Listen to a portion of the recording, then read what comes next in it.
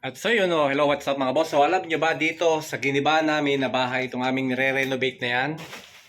Ayan, alam nyo ba may nakita kami dito, may natagpuan kami ditong isang national treasure ng Pilipinas.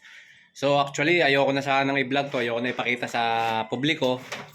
Pero syempre gusto kong makita ninyo kung ano itong na-discover namin na kayamanan. So pwede nyo itag kay Boss Toyo to, pwede nating tungdaling kay Boss Toyo. Sigurado makakapera tayo dito. So ipapakita ko sa inyo kung ano to.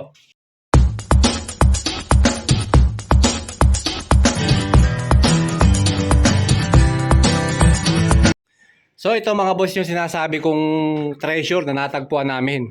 So maniwala kahit siya hindi, mukha lang siyang ordinaryong yero pero hindi kayo maniniwala mga boss. Ito na yata ang isa sa pinakamakapal na yero dito sa buong Pilipinas. Hindi ko sinasabing ito yung pinakamakapal, pero isa na sa pinakamakapal. Alam nyo ba, itong isang piraso ng yero na to, ang haba niya ay 8 feet. Wala pa nga siyang 8 feet mga boss eh. Tapos, 80 cm yung lapad niya. Maniwala kahit sa hindi, kulang-kulang 40 kilos yung timbang nito. At hindi, napakakapal niyan mga boss oh. Kita nyo, inilagay ko yan sa andamyo, tapos pinatong natin dito sa lababo. Papatungtungan natin ngayon sa tao. Hindi man lang yan mababali. So yan mga bossing, so para sa patunay na talagang matibay itong yero na to, pasasakyan ko yan dito sa kapatid ko mga bossing ha. Kita nyo, walang sapin yan sa ilalim oh, walang kahoy ha. Yan, walang dayaya, walang kahoy yan. So tingnan nyo, yung pagitan yan malayo ha. Patatalunan ko pa yan. So yan, tingnan nyo, ganyan yung katibay oh. Diba? Alam nyo kung iba-ibang yero yan, wala na yan mga boss, bali na yan. Tingnan nyo, kahit talunan pa oh. Ngayon, para mas maganda, dalawang tao. Dalawa na yan ha, dalawa na yan papakitin natin. Tingnan nyo naman kung gaano kakapal yan mga boss oh. Oh.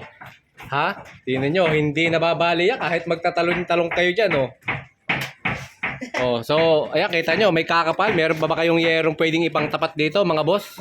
Tingnan nyo, yan yung pinakamakapal na yerong nakita ko sa tanang buhay ko mga boss. Grabe oh, kapal. Siguro kahit magtatlo kami dito, hindi to lulundo. Hindi na nga actually yero mga boss ang tao. Ito eh, hindi na to yero, bakal na yan eh.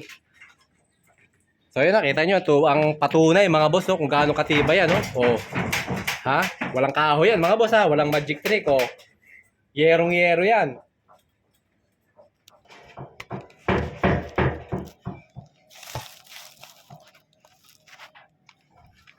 Ay. Ayan mga boss, oh, tanyo, dalawa na kami oh. Oh. Kita nyo, wala siyang kahoy, di ba? So kita nyo mga boss, di ba? Dalawa na kaming sumakay. Tapos, tingnan nyo yung distansa nung pinagpatungan namin, ang layo. Mula dyan hanggang dito. Pero, hindi man lang bumaluktot. Kung iba-ibang yero yan, kahit long span, baluktot na yan. Laglag na kami sigurado. Pero kita nyo, hindi siya nabali. Talagang napakatigas ng yero na to. Sabi ko nga sa inyo, pwede nating isang lato sa, sa antikan. Kung tutusin, antik na to mga boss eh. Mga boss oh, estimated gauge ng kapal nito mga boss. Hindi ko alam, estimated lang. Kung siguro kasing kapal to ng 2.5 na tubular o 2.0 na tubular. Grabe ang kapal niya no. Ayan no, sabi ko sa inyo, pwede nating ibenta kay Boss Toyo yan mga boss. Part ng history itong mga ganitong yero. So napakaswerte ng mga tao na naging owner ng mga ganitong yero kasi napakatibay niyan. Actually, wala nga siyang butas eh.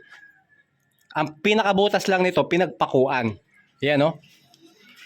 Pinagpakuan pero wala kayong makikitang butas na sinabi nyo kinain ng kalawang. Halos hindi nga siya kinalawang mga boss eh kasi kung hindi ako nagkakamali, ito yung mga GI, original GI yan mga boss oh. Ayun oh, bakas yung pagka-GI niya. So kaya hindi siya kinalawang. Napakakapal yung yero na to no. So kaya nga sabi ko sa inyo, ito ay kayamanan. Kayamanan niya ng mga tao na naging owner ng ganitong yero. Hanggang ngayon sigurado buhay pa yung bubong nila.